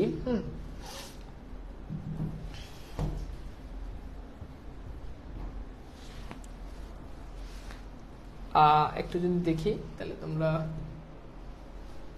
ওকে ফাইন। এবার চলো আমরা একটু সোনার তরী যে কবিতাটা আছে এই কবিতাটা একটু পড়বো। সোনার তরী কবিতা, হ্যাঁ, ওকে ফাইন। তো আমি এই কবিতাটা পড়বো, কবিতাটা প্রত্যেকটা লাইন বাই লাইন তোমাদেরকে বুঝিয়ে দেওয়ার জন্য চেষ্টা করব। তো এই কবিতার মূল বিষয়বস্তু নিশ্চয়ই তোমরা জানো, যে সোনার তরী কবিতাতে লেখক তার জীবনের যে একাকিত্ব এটাকে তিনি ফিল করেছেন। রবীন্দ্রনাথ ঠাকুর তিনি এই পৃথিবীটাকে তার কাছে একটা ছোট ক্ষেতের মতো মনে হয়েছে, ছোট ক্ষেত। এই ক্ষেতে তিনি একা বসে আছেন এবং ওই পারে, অর্থাৎ তিনি মৃত্যুর পরবর্তীতে তিনি যেই জিনিসটা দেখবেন সেটা তিনি এখানে দেখতেছেন। এবং তিনি একজন কৃষকের জন্য অপেক্ষা করতে, একজন মাঝির জন্য অপেক্ষা করতেছেন, যে মাঝি আসবে এবং তার এত সাহিত্য কর্ম সেগুলো তার নৌকাতে তুলবে। অর্থাৎ রবীন্দ্রনাথ ঠাকুর চিন্তিত। তিনি কেন চিন্তিত? তিনি এ কারণে চিন্তিত যে তিনি যদি মারা যান তাহলে তার এত সাহিত্যকর্ম এগুলো কি আসলে মানুষের মাঝে বেঁচে থাকবে কিনা, মানুষকে এগুলো স্মরণ করবে কিনা, এইটা নিয়ে তিনি খুব চিন্তিত। কথা কি বুঝতে পারছো? তাহলে এটা নিয়ে তিনি খুব চিন্তিত যে আমি মারা যাব, কিন্তু আমি এই যে এত নাটক এত উপন্যাস এগুলো লিখেছি, এগুলো কি আসলে বেঁচে থাকবে? তো তার যে সাহিত্যকর্ম এটাকে তিনি বলেছেন এটা হচ্ছে সোনার ধান। তাহলে সোনার ধান বলতে লেখকের যে সাহিত্যকর্ম সেটাকে বুঝিয়েছে, আর ছোট ক্ষেত বলতে বুঝিয়েছেন কি একটা মানে এই পৃথিবীকে। তো আমরা একটু দেখি। তো কবি বলতেছে গগনে গরজে মেঘ, গগন মানে হচ্ছে আকাশ, গগন মানে কি আকাশ, গরজে মানে কি গর্জে উঠে, তাহলে আকাশে মেঘ গর্জন করে। আকাশে কে গর্জন করে? মেঘ গর্জন করে। গগনে গরজে মেঘ, গণ বর্ষা, এই গণ মানে হচ্ছে খুব তীব্র, তো তীব্র বর্ষাতে কি হয়? আকাশে মেঘ গর্জন করে। কুলে একা বসে আছি নাহি ভরসা, অর্থাৎ নদীর কুলে লেখক একা বসে আছে, লেখক একা বসে আছে, কোনো ভরসা পাচ্ছে না। এই লাইনটা দ্বারা লেখকের যে একাকিত্ব এটাকে আমরা দেখতে পাচ্ছি। ঠিক আছে, রাশি রাশি ভাড়া ভাড়া, এই রাশি রাশি বলতে বোঝানো হচ্ছে মানে প্রচুর পরিমাণে ধান পেয়েছে, ভাড়া ভাড়া মানে হচ্ছে ধানের আটি, মানে এই লাইনটা দ্বারা বোঝাচ্ছে যে প্রচুর ধান লেখকের এবছর উৎপন্ন হয়েছে, প্রচুর ধান। আর প্রচুর ধান বলতে ভাবার্থ হচ্ছে এটা একটা রূপক কবিতা, ভাবার্থ হচ্ছে এখানে লেখকের প্রচুর সাহিত্য কর্মকে লেখক বুঝিয়েছেন। ধান কাটা হলো সারা, অর্থাৎ ধান কাটা শেষ হয়েছে। ভরা নদী ক্ষুরধারা খর পরশা, অর্থাৎ ভরা নদী ক্ষুরধারা, নদীর যে স্রোত এগুলো খুরের মতো, খর পরশা ক্ষুরধারা মানে খুরের মতো। কাটিতে কাটিতে ধান এলো বর্ষা, অর্থাৎ কাটিতে কাটিতে ধান আসছে, অর্থাৎ অনেক পরিমাণে এবার ধান লেখক পেয়েছে।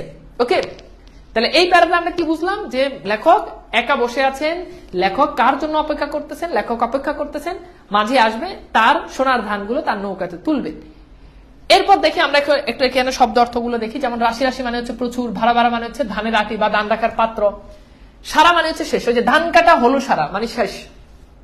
ক্ষুরধারা মানে হচ্ছে খুরের মতো ধারালো, আর খর পরশা মানে হচ্ছে ধারালো বর্ষার মতো, খর পরশা মানে ধারালো বর্ষার মতো। ওকে, আচ্ছা এরপর ধরে একখানি ছোট ক্ষেত আমি একলা, অর্থাৎ লেখক একটা ছোট ক্ষেতের মধ্যে একলা দাঁড়ায় আছে। আবার বলছে এখানে ছোট ক্ষেত বলতে লেখক বুঝাচ্ছে, ভাবার্থটা হচ্ছে ছোট ক্ষেত বলতে বুঝাচ্ছে পৃথিবীকে, অর্থাৎ পৃথিবীতে লেখক একলা বসে আছে।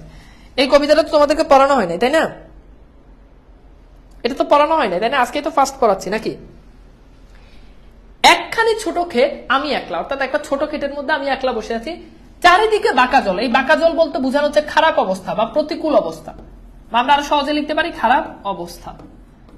তো বলছে যে চারদিকে বাঁকা জল করেছে খেলা, অর্থাৎ লেখক ওই ছোট নদীর ওই ছোট ক্ষেতের চারদিকে খুব খারাপ অবস্থা মানে বাঁকা জল মানে প্রতিকূল অবস্থা। আগে একবার পড়াইছেন, এটা কি আমি আগে পড়াইছি? এটা কি পড়াইছি? একজন বলছে যে আগে একবার পড়াইছেন। বাঁকা জল বিপদের প্রতীক, হ্যাঁ প্রতীক বা খারাপ অবস্থা, প্রতিকূল অবস্থা। বাঁকা জল বলতে এখানে বোঝা যাচ্ছে প্রতিকূল অবস্থা, খারাপ অবস্থা। এটা কি আগে পড়াইছি? কেউ একটু বলো তো। আমার তো যতদূর মনে পড়ে আমি এটা পড়াই নাই আগে, তোমাদের এখানে আগে পড়াই নাই। তবু আমি একটু দেখি, একটু সার্চ দিয়ে দেখি। সোনার তরী, সোনার তরী না পড়ানো হয় নাই তো, আমাকে একটু জানাও। আগে পড়ানো হয় নাই, ওকে ভেরি গুড, হ্যাঁ হয় নাই, ঠিক আছে। তো বলছে একখানি ছোট ক্ষেত আমি একলা, অর্থাৎ ছোট ক্ষেতের ভিতরে আমি একা বসে আছি, চারদিকে বাঁকা জল করেছে খেলা, চারদিকে শুধু বিপদ দেখতেছে। পরপারে দেখি একা, অর্থাৎ লেখক এই পারে আছে, ওই পারে লেখক দেখতেছে, দেখি একা তরু ছায়া মসি মাখা। লেখক ওই পারে একটা আঁকা ছবির মতো দেখতেছে যেটা তরু ছায়া মসি মাখা, অর্থাৎ গাছপালা যুক্ত, গাছপালার ছায়ায় যেটা অন্ধকার এরকম। গ্রামখানি মেঘে ঢাকা প্রভাত বেলা, অর্থাৎ সকালবেলা ওই গ্রামটা লেখক যে অবস্থায় দেখেছেন একেবারে মেঘ দ্বারা ঢাকা। আমি ছোট ক্ষেত, একখানি ছোট ক্ষেত আমি একলা, অর্থাৎ একটা ছোট ক্ষেতের ভিতরে লেখক একা বসে আছেন, বুঝছো? আচ্ছা এরপর দেখো এখানে আমরা একটু দেখি যে ছোট ক্ষেত কবিতায় মানুষের জীবন পরিধিকে বোঝানো হয়েছে বা পৃথিবীকে বোঝানো হয়েছে আক্ষরিক অর্থে বললে। আমি বল দ্বারা সাধারণ লেখক হচ্ছে এখানে কৃষক, ঠিক আছে? আমি একলা বলতে কৃষক বা শিল্পদ্রষ্টা। বাঁকা জল মানে হচ্ছে ঘূর্ণায়মান স্রোত, মানে বাঁকা জল মানে হচ্ছে সমুদ্রে যখন দেখবা ঘূর্ণায়মান স্রোত হয় তখন কিন্তু নৌকাটাকে সবকিছু উল্টে ফেলে। আর এটা ভাবার তো হচ্ছে কি প্রতিকূল বা খারাপ অবস্থা, এগুলো আমি বলে দিয়েছি সবগুলো। গান গে তরিবে, তরি মানে হচ্ছে নৌকা, তাহলে গান গে তরিবে কে আসে পারে, অর্থাৎ কে লেখকের দিকে আসতেছে, কে জানি লেখকের দিকে গান গেয়ে গিয়ে আসতেছে, অর্থাৎ কৃষকের দিকে। দেখে যেন মনে হয় চিনি উহারে, লেখক তাকে দেখে মনে হচ্ছে লেখক তাকে চিনে। ভরা পালে চলে যায়, কোনো দিকে নাই, একেবারে ভরা পালে সে চলে যাচ্ছে, সে এদিক সেদিক কোনো দিকেই তাকাচ্ছে না। ঢেউগুলো নিরুপায় ভাঙে দুধারে, অর্থাৎ যখন চলে যায়, নৌকা যখন যায় তখন এরকম দেখবা যে দুই ধারে কি হয়, ঢেউ ভাঙে। তো বলছে যে ঢেউগুলো নিরুপায় ভাঙে দুধারে, ঢেউগুলো এরকম ভাঙতে থাকে, দেখে যেন মনে হয় চিনি উহারে। ঠিক আছে, তো দেখে যেন তার কাছে মনে হচ্ছে সে আবার তাকে চেনে। এবার সে বলছে, কৃষক বলতেছে, যেও যেথা যেতে চাও, মানে তুমি যেখানে ইচ্ছে সেখানে যেতে পারো, যারা খুশি তারে দাও, মানে তুমি যাকে খুশি তুমি তাকে তোমার নৌকাতে নিতে পারো, শুধু তুমি নিয়ে যাও ক্ষণিক হেসে। শুধু তুমি নিয়ে যাও, ক্ষণিক মানে হচ্ছে একটু, তুমি একটু হেসে তুমি নিয়ে যাও, শুধু তুমি একটু হেসে নিয়ে যাও, কি নিয়ে যাও, আমার সোনার ধান কুলেতে এসে। অর্থাৎ তুমি এই নদীর কুলে এসে তুমি আমার এই সোনার ধানগুলো তুমি তোমার নৌকাতে উঠাও, তারপর তুমি যেখানে ইচ্ছে সেখানে যেও, তুমি যারা ইচ্ছে তোমার নৌকাটা তুমি তাকেই নিও, সমস্যা নাই। যত চাও তত পাও, তত লও তরুণী পরে। অর্থাৎ তুমি তোমার তরুণীর উপরে, মানে তরুণী মানে হচ্ছে নৌকা, এটা কিন্তু তরুণী না, এটা তরুণী। তরুণী মানে হচ্ছে নৌকা। তুমি যত ইচ্ছা তুমি তোমার নৌকাতে তুমি নাও, কোনো সমস্যা নাই। আর আছে আর নাই দিয়েছি ভরে, অর্থাৎ যা কিছু ছিল সবকিছু ভরে দিয়েছে। এতকাল নদী কুলে যাহা লয়ে ছিনু বলে, এতকাল নদী কুল, অর্থাৎ এই নদীর কুলে এতকাল আমার যা কিছু ছিল সকলেই দিলাম তুলে থরে বিথরে। যা কিছু ছিল সবকিছু আমি থরে বিথরে দিলাম। থরে বিথরে মানে হচ্ছে সাজিয়ে সাজিয়ে গুছিয়ে আমি তোমার এই নৌকাতে তুলে দিলাম। এখন আমার লও করুণা করে, অর্থাৎ আমার এই সাহিত্য কর্মগুলো তো তুমি নিয়েছো, বা আমার এই সোনার ধানগুলো নিয়েছো, এবার তুমি একটু করুণা করে তোমার এই নৌকাতে আমাকেও তুমি কি করো, নাও। তো এখানে এগুলো তোমাদেরকে বলে দিয়েছি। এরপর বলছে ঠাই নাই ছোট সে তরি, অর্থাৎ সেই নৌকাটা এটা খুবই ছোট, এই নৌকাটা আর জায়গা নাই। মানে লেখকের অনেক, এই লাইনটা তারা বুঝাচ্ছে লেখকের প্রচুর সাহিত্য বা লেখকের প্রচুর ধান, সেটাকে বুঝাচ্ছেন। আমারই সোনার ধানে এগিয়েছে ভরি, মানে লেখকের সোনার ধানে সবকিছু ভরে গিয়েছে। শ্রাবণ গগন গিরে, শ্রাবণ গগন মানে শ্রাবণের আকাশ, গগন মানে কি আকাশ, তার মানে এটার অর্থ দাঁড়াচ্ছে শ্রাবণের আকাশ। শ্রাবণ গগন গিরে ঘন মেঘ ঘুরে ফিরে, মানে শ্রাবণের আকাশে ঘন মেঘ, কালো মেঘ কি করে, ঘন বলতে কালো, কালো মেঘ ঘোরাফেরা করে, মেঘ দেখবা যে ঘুরে। শূন্য নদীর তীরে রহিনু পরি, যাহা ছিল নিয়ে গেল সোনার তরি। শূন্য এই নদীর তীরে আমি এখন একা, আমার যা কিছু ছিল সবকিছু সেই সোনার তরি, সেই নৌকা কি করলো, সেই মাঝি নিয়ে গেল, সেই মাঝি কি নিয়ে গেল। ঠিক আছে, আচ্ছা আমি কি বুঝাইতে পারছি বলো তো? হোপফুলি তোমরা এটা ক্লিয়ার, না বুঝাইতে পারিনি বলো তো ভাইয়া, ক্লিয়ার কিনা?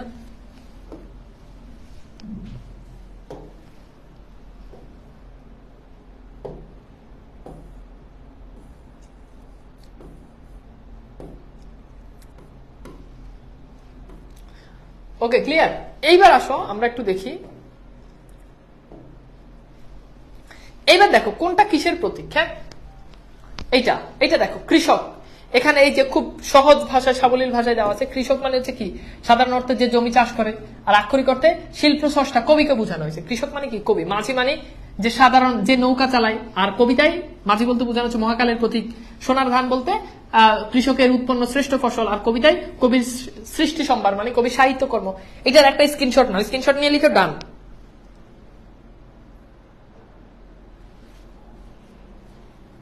এটা একটা স্ক্রিনশট নাও, স্ক্রিনশট নিয়ে লিখো ডান। লিখছো? এটা খুব গুরুত্বপূর্ণ, কারণ কোনটা দ্বারা কি বোঝানো হচ্ছে এটা একটু ভালো করে পড়তে হবে। ওকে স্ক্রিনশট নিচ্ছে, আমি সরলাম। হ্যাঁ দ্রুত। Okay very good. এরপর আসো, এটা স্ক্রিনশট নাও, এটা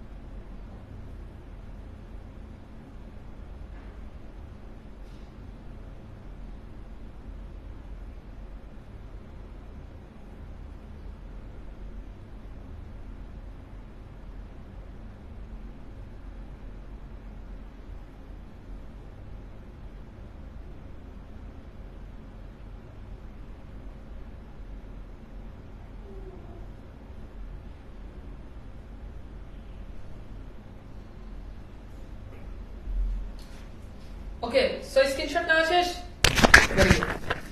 এবার আমরা কিছু এমসিকিউ দেখি। যে এখান থেকে আমাদের কি টাইপের এমসিকিউ। হ্যাঁ, আমি কোথায় গেছি, আমি একটু ইয়েতে চলে গেছি বুঝছো, ওই যে তোমার এমসিকিউ স্লাইডটা আনতে গেছি বুঝছো, এমসিকিউ স্লাইডটা আসেনি এই জন্য। ঠিক আছে,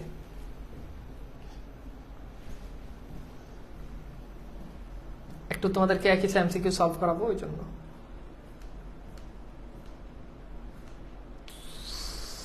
ওকে ওকে, সো চলো আমরা এমসিকিউ সলভ করি। হ্যাঁ, তো এই প্রশ্নটা সলভ করো, কৃষক কোথায় পড়ে রয়?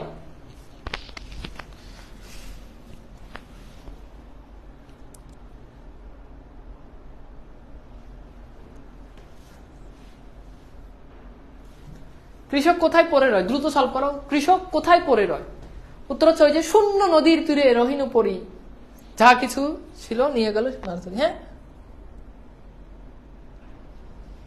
আচ্ছা, এরপর দেখো মাঝির দৃষ্টি আকর্ষণ করতে চাই কে?